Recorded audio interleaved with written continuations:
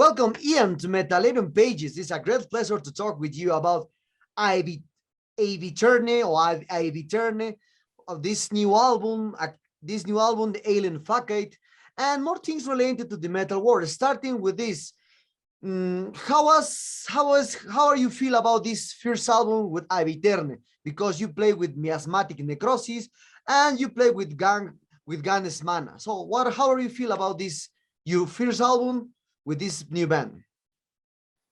Great. You know, each band has a very different approach and kind of yeah, has a very different approach and set of parameters that it works in. So Aeviterne is definitely not mining the same depths of, let's say, Meiasmatic or Jacyszyn. So the album, I think, turned out as well as it could, given that it's our first record, and certainly a lot of time and effort went into making it what it is, and we're all really proud of it. Great. So one thing that I want to ask you is about you release in 2020 Apex Profane with Miasmatic Necrosis, a gore grind band, and now I hear with you and I hear you in a new and a different kind of metal, or different kind of extreme metal with Alien Facade. So when you enter to the drum stuff, how you decide which project is for you and which project is not for you, especially in the music, because both bands are very different. If we compare with the Ganes Mana, it's very different too. Yeah, well, again, there's different parameters that each band is working in, and you know, my intention as a drummer, for instance, isn't really to do the same thing in each band. It's, you know, I have very different goals in mind with each band. So with Aeviterne, there's definitely more emphasis on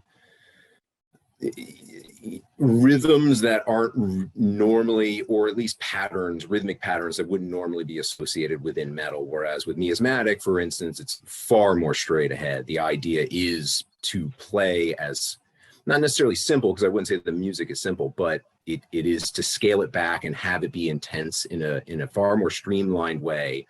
Whereas the intensity for Aeviterne is different. It's you know, it's a different context but I don't think that the two are necessary, at least in my mind, aren't super different in their approach to conveying a certain type of like emotional intensity.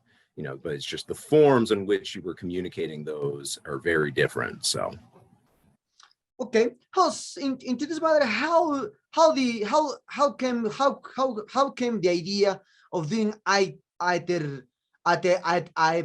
That's a difficult name. Aeviterne. That's and in Spanish is Aeviterne. So how this the idea came out to form a band like Aeviterne for you? With the other guys, because the other guys plays in the other bands Flourishing and Artificial Brain. Yeah, so Sam from Artificial Brain wasn't in the band from the inception.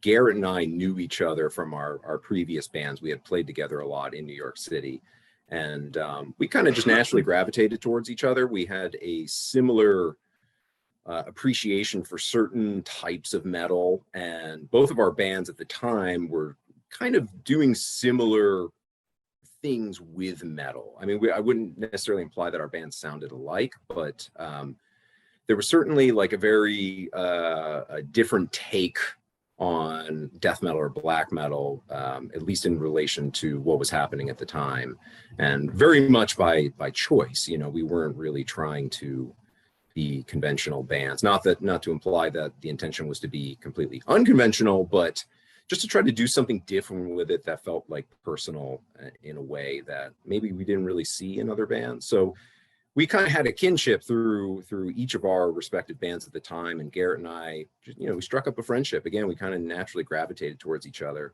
and formed a friendship. And he had been working on some ideas that he was looking to kind of get off the ground with something else. So he approached me.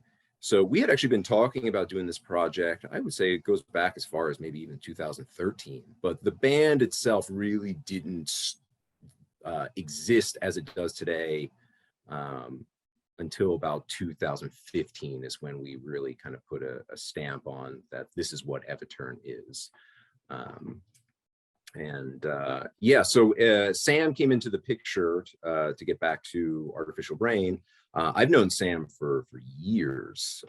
We actually went to college together, funny enough. And, it just seemed like a natural fit. Again, at the time, we were looking to expand the lineup of Aeviterne after we were doing the first EP. Yeah. So after we did the first EP, we were trying to, we just wanted to expand the lineup to actually be able to do a lot of the stuff that we were writing live, because as a 3-piece, it was myself, the bass player Eric, and then Garrett, the guitarist and vocalist. It wasn't really easy to to translate the demos we had written at the time into something live that made sense. So we all agreed that it would make sense to bring somebody else into the picture, and Sam was just like a perfect fit.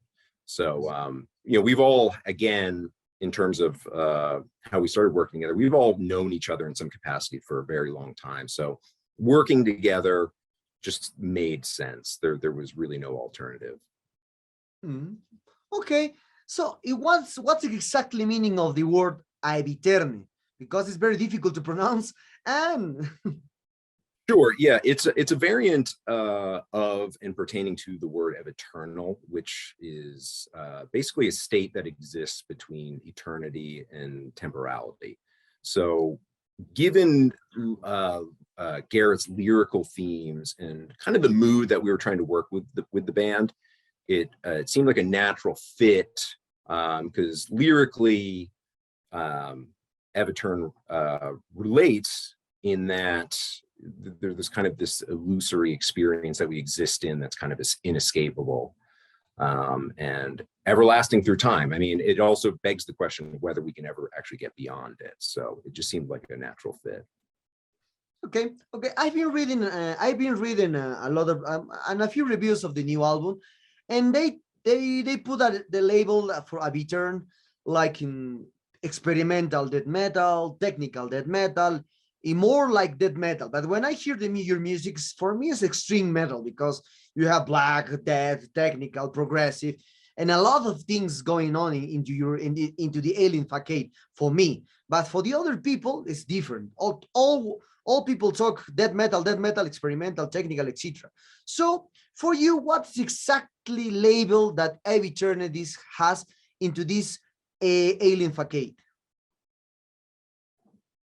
The jumping off point is definitely death metal. It's certainly not death metal by standards of what the predominant flavor of death metal is right now, because we're not really an old school band, nor are we really a technical band. We kind of, we're kind of in between those things somehow. But I would say that the large percentage of our sound is death metal, but we're making very deliberate choices to kind of modify the framework of what death metal is. So it's certainly, you can make a very convincing argument, I'm sure, whether it actually is death metal. But from our standpoint, that's where the genesis of the band is. It comes from death metal. But again, I certainly understand why some people might debate whether it actually is death metal or isn't death metal. But sure, yeah, I mean, if you want to add put a more blanket term on an extreme metal, is certainly, obviously there are certain, we're certainly not a radio friendly metal band, that's for sure. So definitely an extreme metal band. Extreme metal band, yeah, that's for me is the correct way, or the correct label, extreme metal, because cool. You have a lot into there. But one question that I've been asking a lot, especially into the New York death metal, like Daetas, like Afterbirth, Xenatrash. So mostly these kind of bands are very weird. It's not like the same death metal for Florida, for Pennsylvania, etc. It's very different. The extreme scene into the New York is very different, especially when the last years came out. Imperial Triumph was very different from all bands around the world. So why the New York extreme metal is very different than the other scenes around the world, especially in the US? Well, to borrow a word you used, that the bands are very weird. I would certainly make the point that you have to be weird to be able to live here. It's, Ah, it doesn't certainly isn't easy to exist in New York City as a creative. And I definitely think that brings a certain lunacy to the types of yeah. musicians that operate within extreme metal here. But that's not to imply that it's any easier to live anywhere else. I mean, I live here in New York, so that's just my experience. But yeah, I don't know. It's there. I mean, we do have more conventional. There is a more, like, let's say, conventional old school like metal scene here as well. But that's the thing. There's so many people in this city, and there's so many pockets, and there's so many flavors of metal. It really is a very large scene. I mean, even though a lot of the people tend to work together in like small little circles, you have these little pockets of people that are kind of working in different parts of the city, and it brings you have very varied shows. Sometimes when like if you go to a local show here, you'll see any number of genres or subgenres of metal. But to reference, like, say, for instance, in Senethrak that you mentioned, or Afterbirth, it's like a lot of the people, not all, but a lot of the people that are involved in those projects all kind of come from this pool of people that are all of the same kind of mindset of what they're interested in terms of metal. So, I think it does lend a certain, kind of more progressive minded, I hate to use the word progressive here, but let's say a more kind of creative take on what metal is and what it can be. And, again, I don't know, even though the city certainly breeds a certain type of person, there are a select group of people that are kind of operating within those bands, and they have lots of offshoots and side projects that also kind of have a similar bend to them. So maybe to answer your question a little bit more succinctly, the weirdness is maybe just the result of like a smaller group of people than it is actually something New York breeds specifically. Well, yeah, according this, I will put another words, more strange than weird. Yeah, that's so. Sure. This is more strange. So, but mostly these kind of bands, when mix technical, aggressive music, extreme music, technical, etc. Mostly these kind of bands are master with Colin Marston. I think he has a special sounds into the Menegard studio, because I mix and master my EP last year. Last year with him also. But now I saw that Aeviterne did that. Other bands from New York do the same. So why perhaps Colin Marston is a big stone into New York extreme metal scene nowadays? Sure. Well, I think his studio was Manigroth was kind of was one of the first of its kind here in New York. Like, Colin works in many other genres that aren't just metal, but he was kind of one of the first. One of the first people here. I mean, there were other people before, but one of the first people to kind of like really in a very concrete way make kind of a home for a lot of these bands to work out of. And then also the fact that he had his own bands kind of helped promote that as well.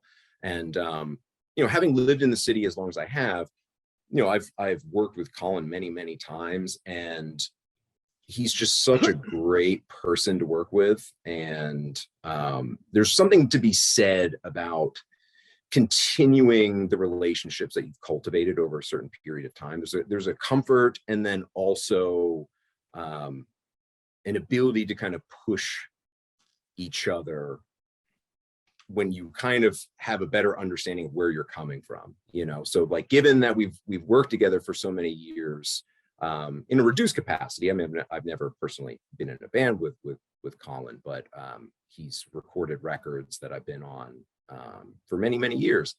And there is a comfort that comes out of that, but then also you kind of understand how each other think a little bit more than you would if you went to somebody that you've never worked with before.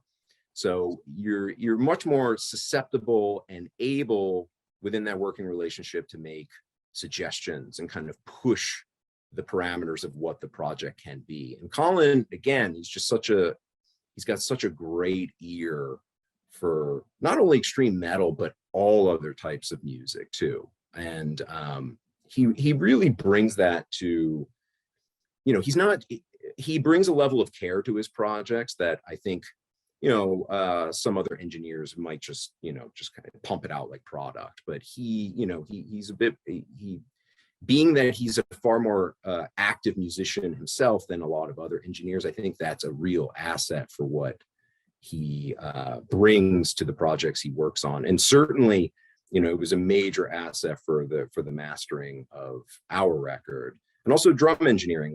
I did not want to have to engineer. I recorded the rest of the record, but I didn't want to have to engineer the drums myself, because it's hard to wear both of those hats, you know, the engineer hat and the drummer hat. Where if I'm focusing on performance, I can't, you know, oh, what if this mic moves, or I clip a mic, you know, I didn't want to have to think about that. And Colin was just naturally the person, like, I know he's going to keep an ear out for everything that I would want to keep an ear out for. And yeah, he's just an amazing person, and yeah, nothing but great things to say about him. Yes.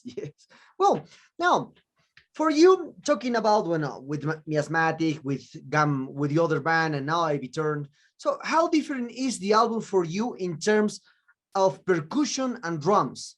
Did you add any improvements with new techniques and methods compared to your other projects in like the bands that I mentioned? Different techniques? No, not so much in terms of like actual physical technique with my playing, but you know, surely I'm not trying to, again, say the same thing in one project versus the other. So naturally, that means that I'm working, like I'm trying to do very different things with the writing. So yeah, Meiasmatic is, again, like I said before, it's a far more primal experience, and I'm intentionally trying to work within the restraints of my muscle memory, you know, whereas with Aeviterne, the technique may not necessarily be like a physical one, but rather a compositional one, and trying to not work within my muscle memory. Not necessarily trying to write parts that are impossible to play, but trying to write parts that my body might not gravitate towards naturally. So I would say that those are the main differences between those two, at the least. Okay. So, well, you're a drummer, so I'm very fascinated with your work, because when I hear in Meiasmatic Necrosis, I love it. I'm a drummer too, but I play other instruments too. But when I hear you, wow, I said, wow, that man's amazing, because I hear in Meiasmatic Necrosis, now I'm here in Aeviterne. Wow, that's amazing, your work, especially for me. But one thing that I see now into the modern music, when the stream music, is the many people around the world play the drums digitally. It's not to play that real with a real person into there, because many extreme metal bands now use about the digital machines. It's a drummer, this kind of stuff. So what is your opinion about the drum into the extreme metal? Because now it's as I said, now many people wants to use a machine than a real person. Well, you know, I guess whatever facilitates your creativity. It's not, I'm not purist in the sense that, like, oh, you have to have a real drummer on your project. That's, you know, ultimately, at the end of the day, whatever's going to aid or enable somebody to be creative, I think has merit. So, you know, it's obvious from my perspective as an actual drummer. I don't take any offense if somebody's gonna, use a tool that, like a drum machine or some sort of other program. But I haven't had any experience with them myself, so I can't, at least modern tools. I've done some drum programming, but, again, different strokes for different folks. It's not necessarily my thing, but again, I think at the end of the day, if it enables somebody to produce something that they feel they need to produce, then it's worthwhile. Okay, so now what is your opinion about the actual scene into the extreme music? Because there's a lot of bands into there that try to be different around with all among a lot of the stuff into there. So for that, why, for you, what is the biggest strange that this alien facade has compared to a lot of stuff into the extreme metal nowadays? Because I think it's 5 or 6 or 10 releases per day now into the extreme music. Sure, and just to be fair, I'm not checking out all those releases, so I wouldn't pretend that I'm really. Obviously, with your job, I'm sure you have far more awareness of what's happening than I do. I'm not actively checking out a lot of stuff on a day-to-day basis, but yeah, I mean, Aeviterne, the intention of the band was never really to do something that was a carbon copy of like another band, and you probably get that a lot more with the amount of releases that I'm sure you have to listen to on a regular basis, like bands deliberately going for something, which I think can be cool, as long as it kind of enables the person creating it to kind of get outside the parameters of like whatever that influence is, to kind of imbue it with some sort of personality, like let's say if you wanted to start a band that sounded like Incantation. Okay, well, that they're a classic band, but what do you do with that? Like, how do I put my stamp onto this thing? And to me, that's kind of what Aeviterne was. Is we were working within a certain parameter of bands that influenced us, whether it be a band like Godflesh or Immolation.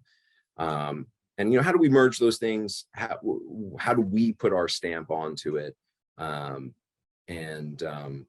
Whether other bands are doing that, I'm sure there are a lot of great bands that also have a lot of personality, but I can't pretend that I'm listening to every single release that's coming out. So okay, so now, as I said in the first question, we will talk about other matters into the metal world. So as a drummer, which drummer inspired you to lean down up to play extreme metal? That drummer when you saw for the first time live and you said, man, that I really love that play, so I need to play like that. So which drummer influenced you to pick the drums and play extreme metal? For me, and at the beginning was Floyd Money from Cryptopsy. When I hear Blasphemy the Metal Flesh in 1993, whoa, I hear that, whoa, I need to play like that, man. So for you, which one, and which are your top 5 drummers for all time? Sure. Well, drumming for me has been an evolutionary process. When I first started playing drums, I wasn't necessarily interested in metal, but it was the kind of thing that eventually I gravitated more and more towards it. I was more into punk and I played in punk bands, but eventually one thing leads to the next, and it's kind of like the speed wars of the 80s, right? It's like punk led to thrash led to grindcore, death metal. That was kind of my trajectory. Through playing in punk, eventually I kind of discovered more of the crust bands, and then I eventually heard Napalm Death, and it was that process definitely influenced my playing, because I went from playing kind of more standard thrash punk, like really primitively, obviously, but I wanted to get faster and faster and faster. So along that road, it's hard for me to pinpoint a single drummer. But I could probably pinpoint a few influences to kind of go to your top influences question that really influenced the way I'm still playing to this day. One would be Brandon Thomas from the bands Dimmock, Ripping Corpse. Second would be Dave Whitty. Third, definitely Kai Hato from Rotten Sound. Those three guys, I think what it was that really struck a nerve with me was just how musical their playing is and how they were able to kind of even elevate like the most mundane riff into something just grand, you know, by their very musical approach and their touch. They're players that I think the second, at least for me, the second I hear them, I know it's them. There's no question.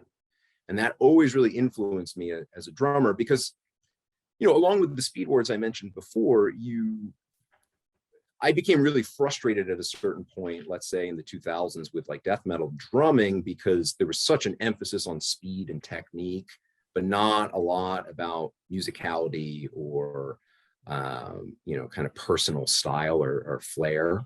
But, you know, also to be fair, that was at the time where a lot of these concepts were really new, you know, like sick drummer didn't really exist at that time. It was just kind of the birth of that happening. But as it progressed, for at least for my tastes, there seemed to be a lack of emphasis on, you know, like composition and drums. And those three drummers in particular for metal, for me, were revelatory as far as their approach to composition when it comes to like metal. Mm-hmm. Okay. So changing completely the subject.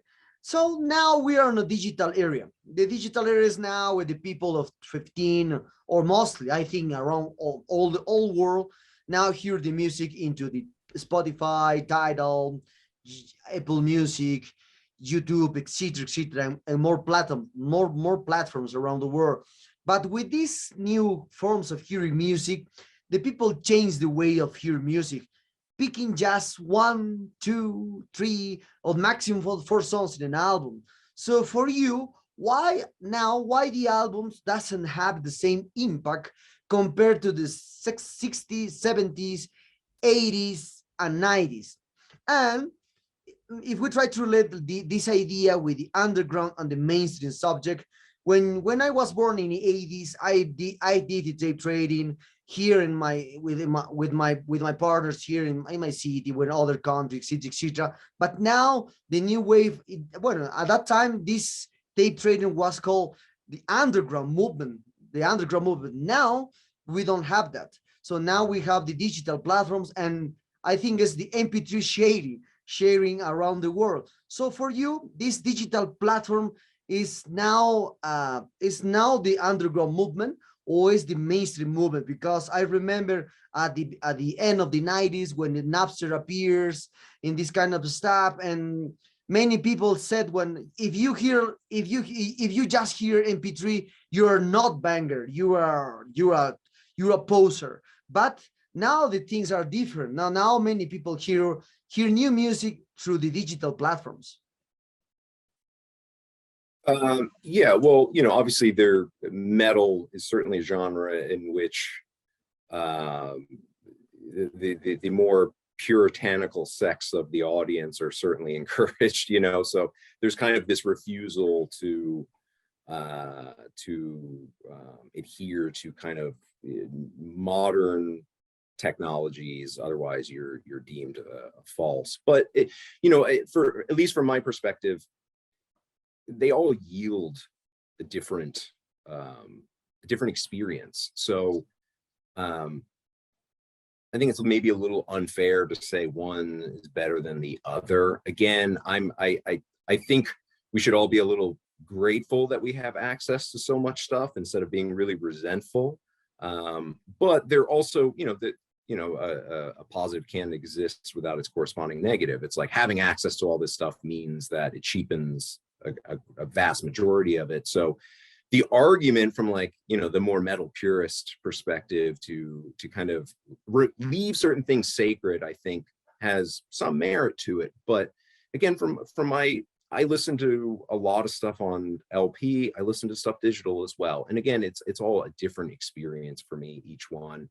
And whether one or the other is better is kind of difficult. But I will say that there is something to be said about metal trying to keep these traditions alive of the album format, and because it you know, at least within the, you know, I'm not entirely well versed in pop music, but digesting music through a form such as just like singles or tiny little digital EPs isn't, at least from my perspective, isn't really entirely fulfilling. So the album format allows for someone like myself or other creatives or musicians to kind of, or yourself, to do something much greater with their work. It certainly encourages a level of ambition that maybe you might not get through that other form of digital accessibility. So again, I think there is merit to keeping these traditions alive of having the album format. But again, whether one is better than the other, I think is a real subjective Yes, thing well, here. yeah. Well, now with this new movement of the vinyl and tape resurrection, whoa, many people for that's a counterproductive thing about this, the 15 or 20 year people, 20 years people, because now they love to collect vinyls with and tapes, but I don't know why, because when I hear for the first time a tape, even this is the only way, the tape sounds like shit for me in the 80s. Now the 90s is the same, but now the people listen with a tape is more gladly than the CD or than the CD. So what is your opinion about the revival and the vinyl and tape? Well, personally, I love records. You know, a word that gets thrown around a lot in relationship to the experience of vinyl is the ritual. And as kind of cliche and kind of groan-inducing as that can be, there's truth to it. There's something really satisfying about putting a record on and having, you know, a much larger product to engage with, you know, and I personally, I don't, maybe I'm not fully equipped to really answer why I gravitate towards that, but there's something about that ritual that is really satisfying for me. I don't get it the same. I understand that, like, say for instance, CD is practical, sounds better, et cetera, but I don't get that same kind of emotional response out of it as I do, you know, the experience of listening to a record. So what that says about me, I'm not equipped to answer, but but as far as tapes are concerned, you know, I do think again, it really depends on like the intent of the release. I mean, I think, again, going back to like the tape trading days, I mean, I wasn't around for that, but like having the access to those technologies to kind of produce a demo, get it out there, share it with the world, that's why we're here. That's why you and I are talking right now, is because of that, you know. And I think that, again, the tape is kind of sacred in that regard. There's a tradition in producing a demo, sharing it with your friends or close associates, what have you. But you know, I'm not necessarily myself a fan of buying like albums on cassette. Like I'm like yourself. Like if a band has put the amount of energy and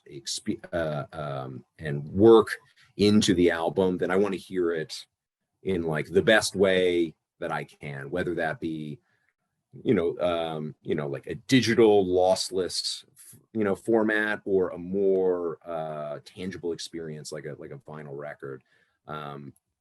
You know, listening to like a brand new album on cassette doesn't personally excite me, but you know, there are people out there that are into it. It's not my place to judge them. I will say though, but going back to the idea of the demo, that there's something beautiful about like being able to just kind of produce that demo. You know, you don't really need, you could dupe the tapes yourself. You don't really need to go to somebody else. You know, it's like creating, I mean, obviously you could do that with CDR, but you know, it's not easy to produce a vinyl record yourself. And you could also, you know, obviously produce digitally, but at least you kind of imbue your material with some of that ritual, if it's just like on a demo, you know. So there's something cool, I think, about the demo tradition kind of reviving in these past couple of years. I don't necessarily think it's something that should go away, you know, each person has their own preference, and I'm personally not going to buy an album on cassette, but a demo I think is a far more exciting prospect, because it, you know, that it's meant to be kind of shared in that really in that kind of you know, you're not really getting, when you're getting a demo, you're getting the prospect of a band, you know, you're not getting the full experience. So whether or not it's like the highest fidelity, to me is kind of arbitrary. You're just kind of getting a glimpse of what this band could offer. And I think that format, at least from my perspective, is kind of beautiful in that it helps encourage that, or you know, kind of works in tandem with that. Mm. Okay. So we are very close to this interview, Ian. And so what are the future plans that Aeviterne has for this Alien Facade, perhaps a North American tour, perhaps a European tour, oh, who knows, and a Latin American tour here in the coming years? Well, we would love to do Latin America. That'd be great. There's nothing on the docket for that right now, but you know, hopefully that will change in the coming months. We are currently booking a tour for the East Coast of the United States. It won't be till the fall. Obviously, with the way the world is right now, I'm not really at liberty to give a whole lot of details about it, because who knows? It could change at the at a minute's notice, you know, with the way the world has gone. But, you know, hopefully, and I am hopeful that it will happen. Aside from that, you know, we'll probably play some other shows here and there. Nothing's like concrete yet, but we'll definitely post about it online once it's solidified, and then start working on new material. Okay. Well, Ian, the sad times arrive at this interview. I hope you enjoyed this one as I did, and thank you very much for your time.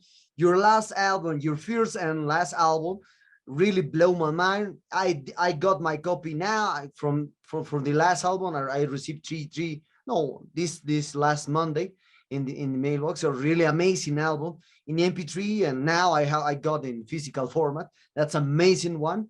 This going for me. This album going to for the best of the year. I hope for the other reviewers and interviewers too around the world. So anything you want to say, or anything you want to add to your Latin American fan, your new Latin American fans and Metallirum readers, because at the beginning I did the review from Miasmatic Necrosis, and I did now an interview for Aeviterne, and I did the review for Aeviterne. Well, first off, thank you so much for your kind words about the album. Really appreciate that. It means a lot. And to all Latin American fans, you know, we hope to see you one day. You know, hopefully we can make that happen. We'd love to make it out there.